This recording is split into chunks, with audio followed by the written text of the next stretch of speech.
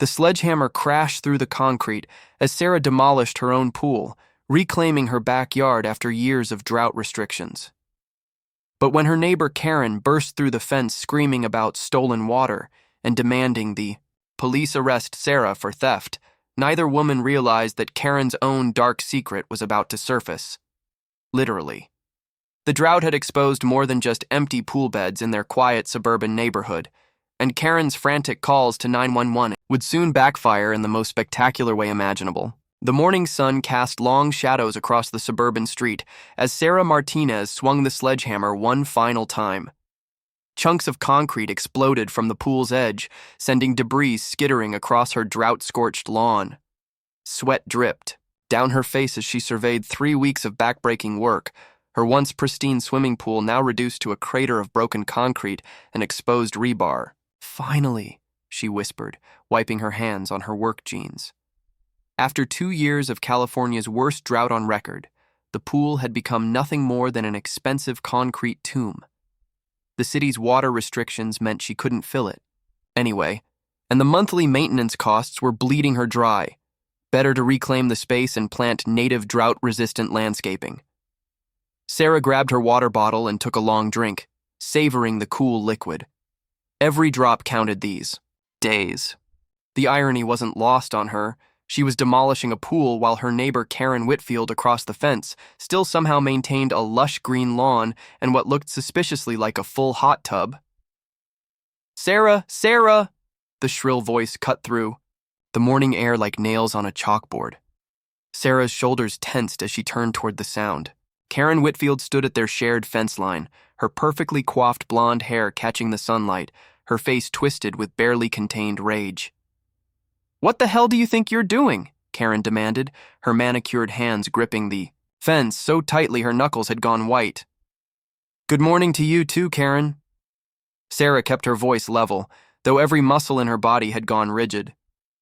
3 years of living next to Karen had taught her that any sign of weakness would be exploited mercilessly. "Don't you dare good morning me!"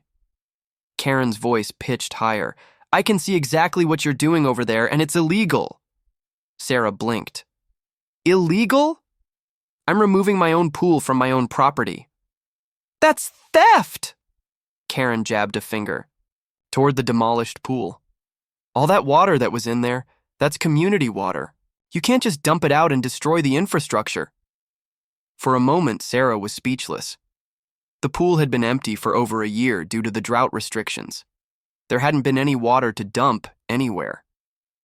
"Karen, the pool's been empty since last summer. There's no water." "Liar." Karen's face had turned an alarming shade of red. "I've been monitoring your water usage, and you've been stealing from the community supply. That pool held thousands of gallons, and now you're destroying the evidence." Sarah felt a chill despite the morning heat. "Monitoring my water usage? Someone has to keep an eye on water thieves like you." Karen fumbled in her designer purse and pulled out a smartphone. "I've been documenting everything. Every sprinkler you run, every car you wash, every suspicious activity in your yard." "You've been spying on me?" "It's called being a responsible citizen." Karen held up her phone. "And now I'm calling the police to report this theft and destruction of water infrastructure." Sarah watched in disbelief as Karen dialed 911, her voice shifting into a panicked, victimized tone that would have won her an Oscar. "Yes, hello? I need to report a crime in progress. My neighbor is destroying water infrastructure and has been stealing community water during the drought emergency." Karen paused, listening. "Yes, it's very serious. She's demolished an entire swimming pool to hide the evidence of her theft." Sarah walked closer to the fence. "Karen, you're out of your mind. I haven't stolen anything." Karen covered the phone's mouthpiece. "We'll see what the police have to say about that, water thief." She returned to her call. "Yes, officer, she's being very aggressive. I think she might be dangerous." "Dangerous?" Sarah's voice cracked with incredulous laughter. "I'm holding a water bottle." But Karen had already moved away from the fence, continuing her dramatic performance for the 911 operator. Sarah could hear fragments. "Destroying evidence, theft of precious water resources, threatening behavior." 20 minutes later, 2 police cruisers pulled up to the curb. Sarah watched from her front yard as 4 officers emerged, their expressions serious. Karen rushed out of her house, having changed into a flowing sundress and applied fresh makeup, playing the role of concerned citizen to perfection. "Officers, thank goodness you're here." Karen's voice carried the perfect note of relief mixed with lingering fear. "I was afraid she might become violent when I confronted her about the water theft." Officer Rodriguez, a veteran cop with tired eyes, looked from Karen to Sarah and back again. "Ma'am, can you explain exactly what's been stolen?" "The water." Karen gestured dramatically toward Sarah's backyard. "She's been hoarding community water in that pool during the drought, and now she's destroyed the whole thing to hide the evidence." Officer Martinez, Rodriguez's younger partner, pulled out a notepad. "When did you first notice this alleged theft?" "I've been monitoring the situation for months," Karen said proudly. "I keep detailed records of all suspicious water usage in the neighborhood. We're in a drought emergency, and people like her are the reason children are going thirsty." Sarah stepped forward. "Officers, I'd like to show you something." She led them toward her backyard gate. "The pool's been empty for over a year because of the drought restrictions. I have all the permits for the demolition." As they rounded the corner into her backyard, Officer Rodriguez stopped short. The demolished pool was clearly bone dry, its concrete walls stained with algae and debris from months of abandonment.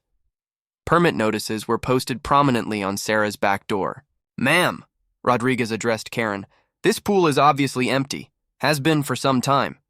Karen's confident expression faltered for just a moment before hardening into stubborn defiance. "She drained it. She used all that water for something else, probably her vegetable garden. Look at those tomatoes." Officer Martinez glanced at Sarah's modest vegetable patch, a small collection of drought-resistant plants in raised beds. "Ma'am, that garden couldn't have used more than a few dozen gallons over the whole season." "You don't understand!" Karen's voice was becoming shrill again. "She's part of a water theft conspiracy. I have evidence." She thrust her phone toward the officers, swiping through dozens of photos.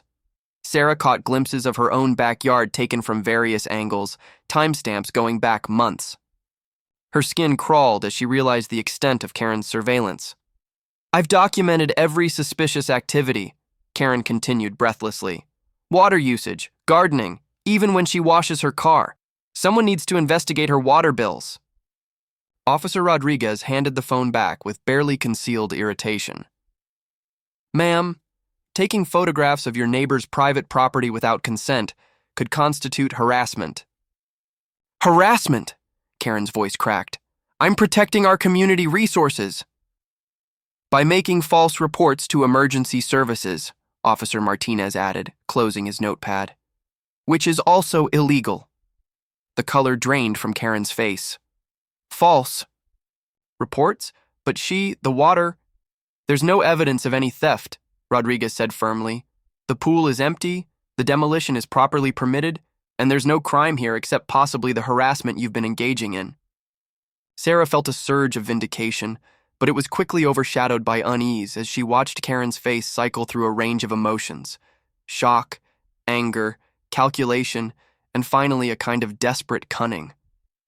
"Fine," Karen said, her voice dropping to a dangerous whisper. "If you won't investigate the water theft, maybe you should investigate where she's been dumping all the concrete debris. I bet she doesn't have permits for that either." Officer Martinez sighed.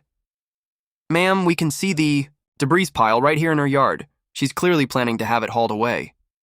But Karen wasn't done. As the officers began walking back toward their cruisers, she called out, "You know what?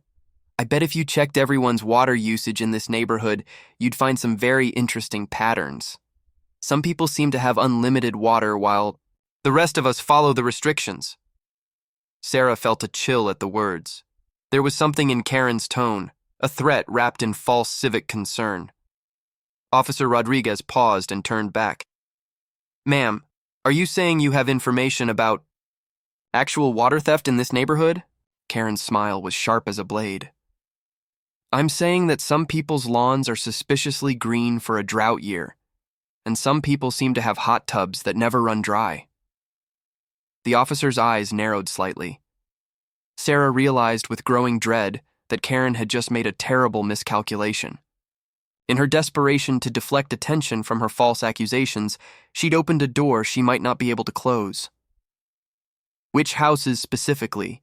Rodriguez asked, pulling out his own notepad.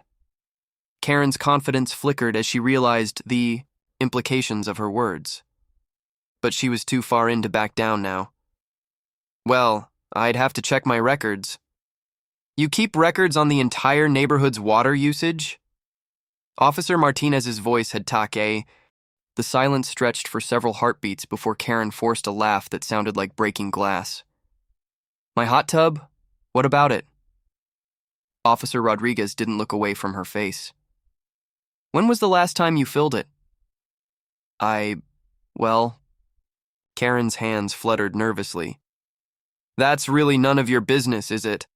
I called you here to investigate her water theft, not to harass law-abiding citizens." But Officer Martinez was already walking toward Karen's backyard gate, his partner close behind. Sarah found herself following, drawn by a morbid curiosity and the growing certainty that this morning was about to take an even more dramatic turn. "Ma'am, you opened this line of inquiry when you mentioned suspicious water usage in the neighborhood," Rodriguez said, his voice professionally neutral, but with an undertone that made Karen visibly sweat. "If you have information about water, theft, we need to investigate all leads thoroughly." Karen's pristine backyard was a stark contrast to the drought-ravaged landscape that surrounded most of the neighborhood. Her lawn sprawled like an emerald carpet, bordered by flowering bushes that should have been brown and crispy in the punishing heat.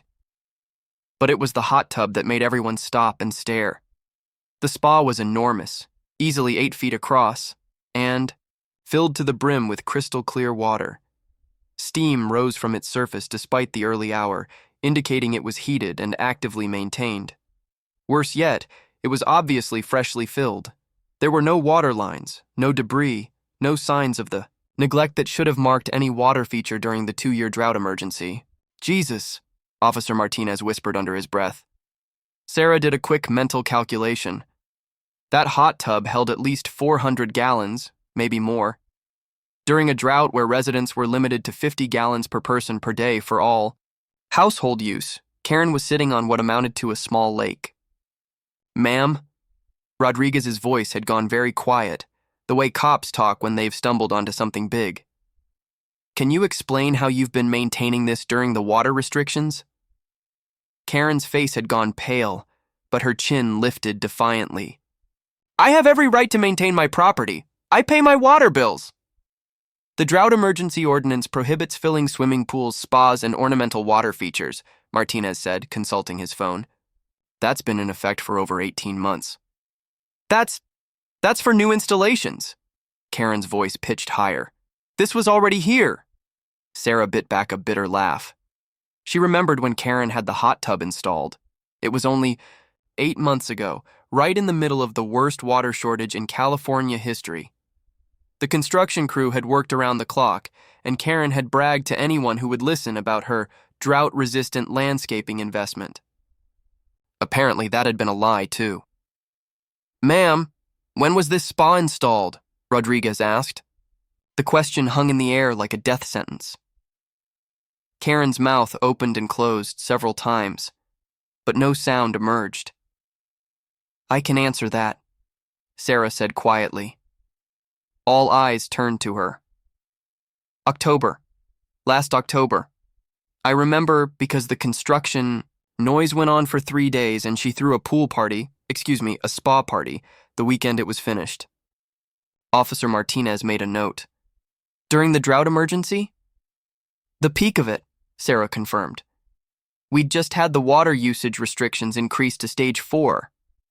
Karen found her voice again, though it came out as a strangled shriek.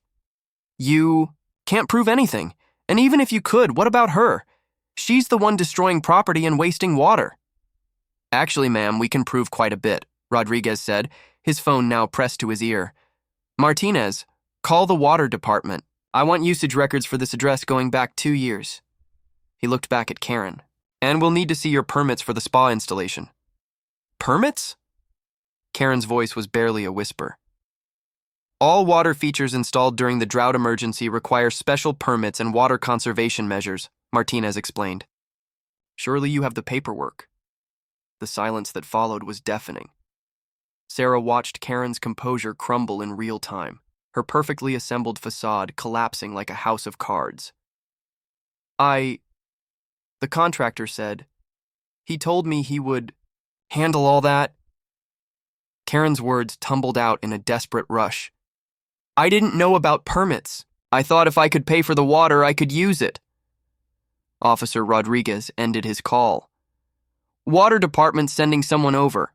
They're also pulling usage records for this address. His eyes hardened. Ma'am, based on preliminary information, your household has been using approximately 4 times the allocation for a property this size. 4 times? Sarah couldn't keep the shock out of her voice. The average household in this area should be using about 600 gallons per month. Under current restrictions, Martinez explained, this address has been averaging over 2,000. Karen sank into one of her expensive patio chairs, the fight seemingly gone out of her. I didn't know it was that much. The bills they kept getting higher, but I thought everyone's bills aren't higher, ma'am, Rodriguez said grimly, because everyone else is following the restrictions. Sarah felt a complex mix of emotions watching her tormentor's downfall. There was satisfaction, certainly, but also a kind of horrified fascination. Karen, how did you think no one would notice? Karen looked up with eyes that were suddenly decades older. I thought if I kept calling in complaints about other people, if I made enough noise about water theft in the neighborhood, nobody would look too closely at my usage. The admission hit like a physical blow. Sarah staggered backward. You've been filing false reports about other neighbors too? Not false! Karen's voice cracked with desperate denial. I convinced myself that other people were cheating too. It made me feel less guilty about your own theft? Martinez supplied coldly. Before Karen could answer, a white van with the water department logo pulled up to the curb.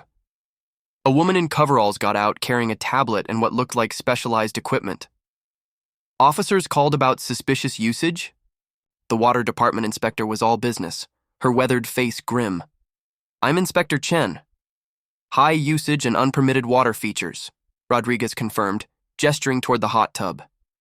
Inspector Chen whistled low as she saw the spa. Yeah, that's not legal. She consulted her tablet.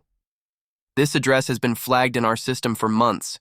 Usage patterns consistent with major water theft. Water theft? Karen's voice was barely audible. Using water in excess of emergency allocations is theft of a public resource, ma'am, Chen explained matter-of-factly, especially when it involves unpermitted installations and false reporting to cover it up. She walked around the hot tub, taking photos and measurements. This spa holds approximately 450 gallons. Current restrictions prohibit any ornamental water use. The lawn irrigation alone probably accounts for triple the allowed household allocation. Sarah watched Karen shrink further, into her chair with each damning detail. What's the penalty for this level of violation? Rodriguez asked. Inspector Chen checked her tablet. For this scale of theft, we're looking at immediate water shutoff, fines starting at $10,000, and potential criminal charges for theft of public resources during a state emergency. 10,000? Karen's voice was barely a whisper. That's the starting point, given the duration and scale of the violations, plus the false reporting to cover it up, Chen shrugged. Could easily be triple that, plus restitution to the water district. Officer Martinez closed his notepad with a snap. Ma'am, I'm going to need you to come with us to answer some questions about the false police reports and the water theft allegations. But I just... Karen looked around desperately, as if searching for an escape route that didn't exist. This is all a misunderstanding.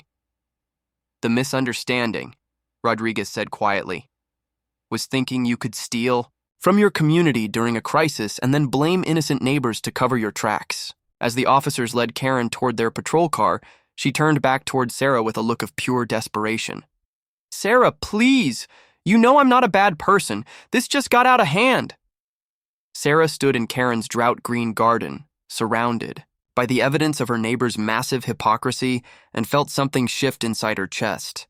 Not quite forgiveness, but perhaps understanding. Karen, she said quietly, you spent this morning screaming that I was the reason children were going thirsty. The words hung in the air as Karen was placed in the back of the patrol car. As the vehicles pulled away, police car, water department van, and a newly arrived truck from the emergency water shutoff team, Sarah found herself alone in the sudden silence. But the silence didn't last long. Across the street, other neighbors were emerging from their houses, drawn by the commotion. And Sarah realized with growing dread that Karen's downfall was just the beginning. The investigation into water theft in the neighborhood was about to uncover secrets that would shake their quiet suburban community to its very foundation. 3 hours later, Sarah's quiet Tuesday had transformed into something resembling a crime scene investigation. The water department had set up what looked like a mobile command center in front of her house, complete with tablets, testing equipment, and a growing pile of official-looking documents. Inspector Chen emerged from the back of her van, tablet in hand, her expression grim. Mrs. Martinez, I need to ask you some questions about your observations regarding water usage in this neighborhood. Sarah poured herself another cup of coffee, her third since the morning's chaos began. I'll help however I can, but honestly I mostly keep to myself. Mrs. Whitfield mentioned that you've been observing other neighbors' water usage patterns. Is that accurate? She said what? Sarah nearly choked on her coffee. I haven't been spying on anyone. The only reason I noticed Karen's lawn and hot tub was because they're directly adjacent to my property. Chen made a note. But you have noticed other properties with suspicious water usage? Sarah hesitated. The truth was, she had noticed things. Living in a drought-stricken neighborhood, it was impossible not to see which houses maintained green lawns while others followed restrictions. But she'd never thought to document it or report it. That level of surveillance felt wrong to her. I mean, some houses obviously use more water than others, she admitted. But I assumed they had permits or exemptions. Very few exemptions have been granted in this district, Chen said quietly. And Mrs. Whitfield's surveillance records are quite extensive. She documented water usage patterns for the entire neighborhood going back over a year. Sarah felt her stomach drop. How extensive? Before Chen could answer, her radio crackled. Inspector Chen, we've got another situation developing at 1247 Maple Street. Resident is claiming harassment and demanding to know why we're testing their water meter. Chen sighed. That's the third house this afternoon. She looked at Sarah. Word travels fast in suburban neighborhoods. Half the street is panicking about surprise water inspections. Are you inspecting the whole neighborhood? We have to. Mrs. Whitfield's allegations, while clearly motivated by her own guilt, have raised legitimate questions about water theft patterns in this area. The usage data we're seeing suggests this might be more widespread than anyone realized. As if summoned by Chen's words, a commotion erupted from the direction of Maple Street. Raised voices carried on the afternoon air, and Sarah could see neighbors gathering in small clusters, their body language tense and worried. I should probably go supervise, Chen muttered, gathering her equipment. Mrs. Martinez, thank you for your cooperation. You're one of the few residents in this neighborhood whose usage is actually below the allocated amount. Sarah watched Chen drive toward the growing disturbance, leaving her alone with a profound sense of unease. She walked to her front yard and found herself face to face with her neighbor from 2 houses down, Mrs. Chen, no relation to the inspector, whose usually friendly demeanor had been replaced by obvious anxiety. Sarah, what's happening? The water people are going door to door, and I heard they arrested Karen. Not arrested exactly, but she's being questioned about water theft and filing false police reports. Mrs. Chen's face went pale. Water theft? But we all pay our bills.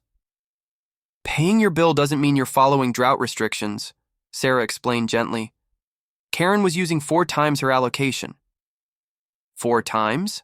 Mrs. Chen's voice was barely a whisper. But what about people with medical conditions? My husband needs daily medication baths for his condition. We have a doctor's note. Sarah felt a stab of sympathy. I'm sure medical exemptions are different. Have you filed the proper paperwork? The look on Mrs. Chen's face answered the question before she could speak. Oh no, Sarah breathed. You never got the official exemption, did you? The doctor said the note would be enough. We never thought. The restrictions seemed so temporary at first, and then they kept extending them, and we didn't realize we needed special permits for medical needs. Before Sarah could respond, another neighbor appeared. Tom Morrison from the corner house, his usually immaculate appearance disheveled and panicked. Sarah, thank God you're here. They're saying Karen reported suspicious water usage throughout the neighborhood. Did she report you? She tried to, but my usage is actually below the restrictions. Tom's relief was visible. Mine too, I think. I hope. God, I don't know anymore. When they told me I was on some kind of watch list, I started questioning everything. Do you know how much water a shower uses? A toilet flush? I've been calculating every gallon for the past hour. Mrs. Chen grabbed Tom's arm. Watch list? What watch list? Karen apparently kept detailed surveillance records on the entire neighborhood. Photos, usage estimates, suspicious activity logs. The water inspector said she documented every time someone watered their lawn or washed their car. Sarah felt sick. She was spying on all of us. Gets worse, Tom continued. They found her records going back over a year. She raided every house, on the street for water compliance and suspicious behavior. Some houses she marked as priority investigation targets. Which houses? Mrs. Chen's voice was tight with fear. Tom pulled out his phone and showed them a photo he'd taken of an official document. The Hendersons at the end of the street, marked for excessive lawn maintenance. The Johnsons on Elm, suspicious evening irrigation patterns. The Patel family, possible car washing violations. Sarah stared at the list in horror. These were her neighbors, people she'd lived near for years. Good people dealing with impossible choices during an unprecedented crisis. But the worst part, Tom continued, is that some of her reports might actually be accurate. The water department is finding real violations at houses she reported. As if to underscore his point, the sound of raised voices erupted from the direction of the Henderson house. Sarah could see water department vehicles surrounding the property and what looked like a serious confrontation taking place on the front lawn. I can't watch this, Mrs. Chen whispered. I need to go home and find that medical exemption paperwork. If we don't have it properly filed. She hurried away, leaving Sarah and Tom alone on the sidewalk. Sarah, Tom said quietly, there's something else. Something I didn't want to say in front of Mrs. Chen. What? The water inspector told me that Karen's surveillance wasn't just casual observation. She had detailed water usage calculations, meter reading schedules, even estimates of household consumption patterns. This wasn't the behavior of a concerned citizen. Sarah felt a chill. What are you saying? I'm saying Karen knew exactly how much water she was stealing because she was monitoring everyone else's usage to make sure she wasn't caught. She was using other families as cover for her own theft. The implications hit Sarah like a physical blow. She was stealing water from families during a drought, then reporting them for fake violations to deflect attention from herself. It's worse than that, Tom said grimly. The inspector thinks Karen might have been deliberately timing her reports to coincide with legitimate usage spikes in other houses, like if the Hendersons had to water their garden due to a medical emergency or property maintenance requirement, Karen would file a complaint that same week, making it look like they were the ones abusing the system. Sarah sank onto her front porch steps, overwhelmed by the scope of Karen's manipulation. How many families? The current count is 11 households under investigation based on Karen's reports. 3 have already been found in violation, but the inspector thinks they might have valid reasons that weren't properly documented. 2 more are borderline cases where medical or property maintenance needs weren't properly permitted. And Karen? Tom's laugh was bitter. Karen used more water than all 11 households combined. As the afternoon wore on, the situation on Maple Street deteriorated rapidly. Sarah watched from her porch as water department officials moved from house to house, followed by increasingly agitated residents demanding answers. The Hendersons' front lawn was being dug up to examine their irrigation system. The Patels were arguing with officials about their vegetable garden, which apparently required more water than standard drought allocations allowed. But it was the arrival of local news vans that transformed the situation from neighborhood crisis to public spectacle. This is Channel 7 News, reporting from a suburban neighborhood where an extensive water theft investigation has uncovered what officials are calling the largest residential water fraud case in the county's history. Sarah watched in fascination and horror as the reporter stood in front of Karen's house, the now drained hot tub visible in the background. The investigation began when neighbor Karen Whitfield called police to report alleged water theft by a resident who was legally demolishing her own empty swimming pool. However, the investigation revealed that Whitfield herself was using over 4 times her legal water allocation while filing false reports against innocent neighbors. The camera panned across the street, showing water department officials at work. What began as one woman's false accusation has now revealed a complex web of water usage violations, improper permits, and surveillance activities that have shaken this quiet community to its core. Sarah's phone buzzed with a text from an unknown number. "This is Karen. I know you're watching the new..." 6 weeks later, Sarah stood in her transformed backyard, admiring the drought-resistant native plants that now thrived where her pool once sat. The California poppies and lavender had taken root beautifully, creating a landscape that was both water-wise and stunning. But the real transformation had been in the neighborhood itself. "Sarah?" A hesitant voice called from the gate. She turned to find Mrs. Chen approaching, carrying a small potted plant and wearing the cautious expression that had become standard in their community since the water crisis investigation. "I brought you a succulent," Mrs. Chen said softly. "A thank you for helping me navigate the medical exemption paperwork." Sarah accepted the plant with a smile. "How's your husband doing?" "Much better, thank you.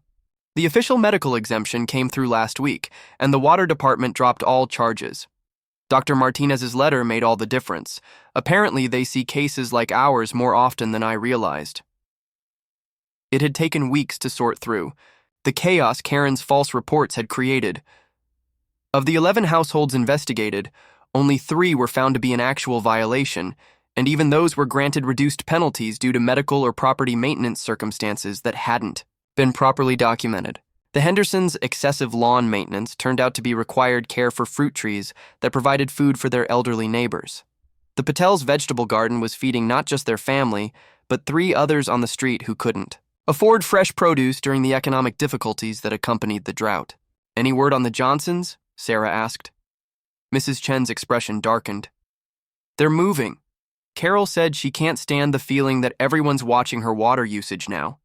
Even though she was cleared of all charges, she said the community feels poisoned." Sarah nodded sadly. The Johnsons weren't the only ones leaving. The media attention had been relentless for weeks, with reporters camping on their street and turning their neighborhood into a cautionary tale about drought vigilantes and water wars. Property values had plummeted, and several families had put their houses on the market. "And Karen?" Mrs. Chen asked the question everyone wanted answered, but few dared voice. "Sentenced yesterday," Sarah said quietly. 18 months in county jail, $50,000 in fines and restitution, 3 years probation. Plus, she has to pay for the water department's investigation costs. Apparently, that's running close to $30,000. "Jesus," Mrs. Chen whispered. "Her whole life destroyed." Sarah looked at the thriving plants where her pool used to be. She destroyed it herself, and nearly destroyed all of ours in the process. The sound of a car door slamming drew their attention to the street. Tom Morrison was getting out of his car, but instead of his usual wave, he looked agitated and was talking rapidly on his phone. "I don't care what the insurance adjuster says," he was saying as he approached. "The damage to the irrigation system was caused by the water department's investigation, which was caused by false reports. Someone needs to pay for this." He ended the call and noticed Sarah and Mrs. Chen watching. "Sorry, didn't mean to eavesdrop on your conversation." "Everything okay?" Sarah asked. Tom laughed bitterly. Define okay. The water department's excavation of my yard caused $1,500 in damage to my irrigation lines. My insurance says it's not covered because it was related to a government investigation. The water department says they're not liable because they were responding to legitimate reports. But the reports were false, Mrs. Chen protested. Try explaining that to bureaucrats, Tom said. Karen's broke. All her assets are being seized for restitution. So all the collateral damage from her lies? That's just on us.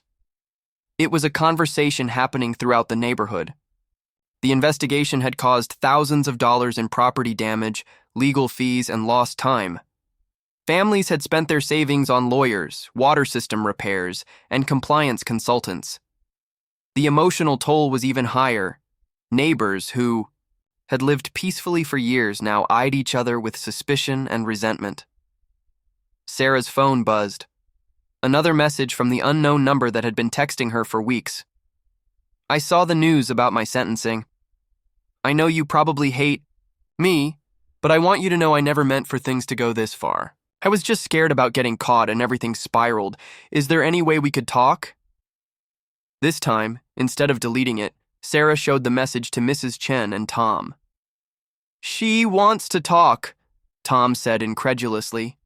After destroying half the neighborhood, she wants to talk. Mrs. Chen was more thoughtful. Maybe that's what we need. Closure. Sarah stared at the message for a long moment. The rational part of her knew that nothing Karen could say would undo the damage she'd caused, but there was another part, the part that had watched her neighbor's life implode in spectacular fashion that felt something almost like pity. What would be the point? She asked, more to herself than to the others. Honestly, Mrs. Chen said, softly, I think we all need to understand how someone becomes that person, how someone gets so scared and selfish that they're willing to destroy their entire community to protect themselves.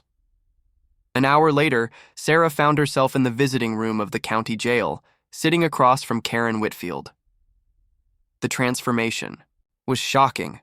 Gone was the perfectly coiffed suburban queen, replaced by a hollow-eyed woman in orange scrubs who looked years older than her actual age. You came, Karen said, her voice barely above a whisper. I needed to understand, Sarah replied simply. Karen's laugh was broken. Understand what? How someone becomes a monster? How someone becomes so afraid that they hurt everyone around them? For several minutes they sat in silence. Finally, Karen began to speak. It started small, just running the sprinklers a little longer than I should have, then filling the hot tub, then maintaining it. Each violation got easier, and the bills kept coming, and I kept paying them, so I told myself it was okay. But you knew it wasn't. Of course I knew, Karen's voice cracked. But I also knew that if I got caught, I'd lose everything. The house, my reputation, my standing in the community. So when I started noticing that other people seemed to be bending the rules too, I began documenting it. As insurance. As camouflage, Karen corrected. I thought if everyone was breaking the rules, then no one would look too closely at my usage, and when the drought got worse and the restrictions got tighter, I got more scared and more creative. Sarah felt sick. You deliberately targeted families you knew were struggling. I targeted families I knew were using more water than they should, Karen said defensively, then caught herself. But yes, I knew most of them had good reasons. Medical needs, elderly relatives, property maintenance issues. I told myself they were breaking the rules just like me. Except they weren't stealing thousands of gallons for a luxury hot tub. Karen's face crumpled. I know what I was. But by the time I realized how far it had gone, I was in too deep. The surveillance had become obsessive, the lies were getting bigger, and I was so terrified of being exposed that I kept doubling down. Even if it meant destroying innocent families. I told myself they weren't innocent, Karen whispered. I had to believe that, or I couldn't live with what I was doing. Sarah stared at this broken woman who had once been her neighbor, trying to reconcile the Karen she'd known with the person who had systematically betrayed their entire community. Do you understand what you've done to us? Sarah asked. Not just the water theft, but the surveillance, the false reports, the way you turned neighbors against each other? Karen nodded miserably. I destroyed everything. The community, people's lives, their trust in each other. And for what? A hot tub and a green lawn. For the feeling of getting away with something while everyone else suffered. The words hung between them like a judgment. Karen didn't deny them. I'm sorry, she said finally. I know it doesn't fix anything, but I am truly, deeply sorry for what I did to you and everyone else. Sarah stood to leave. Karen, I want you to know something. When this all started, when you were screaming about water theft and calling the police, I actually felt sorry for you. You seemed so angry and desperate that I thought maybe you were having some kind of breakdown. Karen looked up hopefully. But the more I learned about what you'd done, the more I realized that you weren't having a breakdown. You were functioning, exactly as you intended. You made calculated decisions to steal from your community and destroy your neighbors to protect yourself. That's not mental illness or temporary desperation. That's who you chose to be. Sarah walked toward the exit, then turned back for one final observation. The real tragedy isn't that you got caught. It's that for over a year, you had the chance every single day to stop, to come clean, to make different choices. And every single day you chose to keep stealing and keep destroying other people's lives. That's the person you decided to be when it mattered. As Sarah left the jail and drove back through her scarred neighborhood, she reflected on the lesson Karen's downfall had taught them all. Evil wasn't always dramatic or obvious. Sometimes it was just ordinary selfishness given free rein, small compromises that grew into monstrous betrayals, and the willingness to sacrifice others for personal convenience. But there was hope, too. In Mrs. Chen's medical exemption being approved, in the Hendersons,